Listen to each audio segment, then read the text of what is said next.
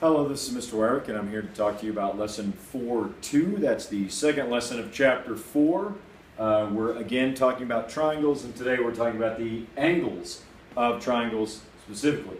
A couple of different theories, a couple of things you need to look at. Make sure that you're taking down the vocabulary words. The ones that are highlighted, there's quite a few on here. Exterior angles, remote interior angles, flow-proof corollary, and auxiliary line. So there's a lot to deal with here. I'm going to go over some stuff that's going to help you get more of the meat of the lesson, but make sure you're keeping up with those notes, keeping up with those definitions so that we can get a check kind of at the end of the chapter again. The angle sum theory that we're dealing with first says that all of the angles of a triangle add up to be 180 degrees. Now, I'm going to use some stuff that we've talked about previously, but if I've got this angle here, or this triangle right here like this, what I'm going to do is I'm going to label these as A, B, and C. And then I'm going to draw this line, and I'm going to state that this line is parallel to this line. If that line is parallel, then looking at my parallel lines, I know, because of the work that I did in Chapter 3, that when we have parallel lines, the alternate interior angles are always going to be the same.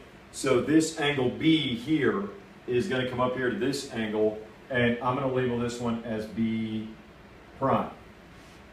Okay? And then angle C here is an alternate interior angle with C prime here. Now, I've got three angles here along a flat line, so I can state very clearly that these three angles, I could even label them D and E. A, D, and E would add up to 180 because anything on a line has to add up to 180.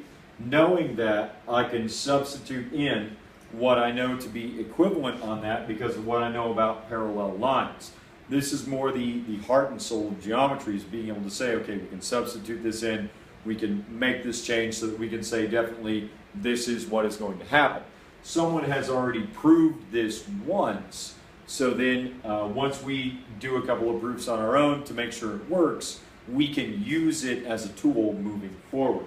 The exterior angle is another, and that says that if we have a triangle like this, if we extend a line out in any direction, then the interior angle A is going to be supplementary, added to 180, with this exterior angle B. I can also say from this, because I already know this one, my angle sum theory, that they're going to add up to 180, that angles C and D here, if I add them together, are going to equal B, because A plus B equals 180. My extended line, I know anything on a line has to equal 180. And A plus C plus D is equal to 180.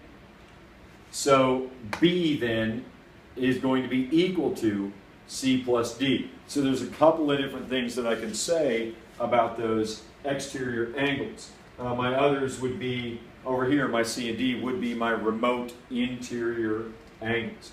A lot of times in geometry that they're going to ask you to find certain things with the remote angles. They may ask you to find variable understanding this stuff about exterior angles, remote interior angles. The corollaries are things that result directly. And it's just, again, this is kind of common sense stuff, but we're going to go over it real quick. Number one, acute angles of a right triangle are complementary. We know this. We've looked at a couple, especially the special right triangles. If we have a 45, 45, 90 right triangle, if we take away the 90, the 45 and 45 add up to 90. If we have a 30, 60, 90 right triangle, we take away that right angle, the 30 and 60 add up to 90. So no matter what's happening with our right triangle, the other two angles of it have to add up to 90 degrees because, again, all three of the angles together are going to make 180, our angle sum theory. And then 4.2, only one right angle or obtuse angle can exist in a triangle. We talked about this a little bit in 4.1, but it's just a matter of mathematics. If we have one angle that is 90 degrees, if we had another angle that was 90 degrees, that would be 180. That would be all the angles that we have for that triangle. We can't close that triangle up. If it's 90 and 90, we have to make a square.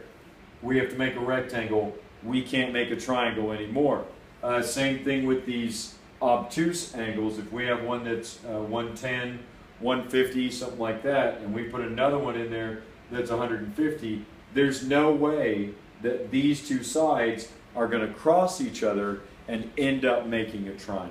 It's just not going to work, so we can't have that. It's simplistic kind of stuff, but again, you need to make sure that you understand how to refer to it and say, okay, this can't be a triangle with these measurements because this one's supposed to be 90, this one's supposed to be 100. We're over the number of degrees that we can have in a triangle. If you have any other questions over this stuff, this is a relatively straightforward lesson in that it doesn't cover a wide range of things, but it may be difficult to kind of wrap your mind around. Be sure you're coming into tutorials, you're asking questions in class if you don't understand it, and make sure that you know your friends are watching the same videos. If you don't get it, talk to one of them, see if they understand it, see if they can describe it in different language to you, and make sure you get it. We'll see you in class.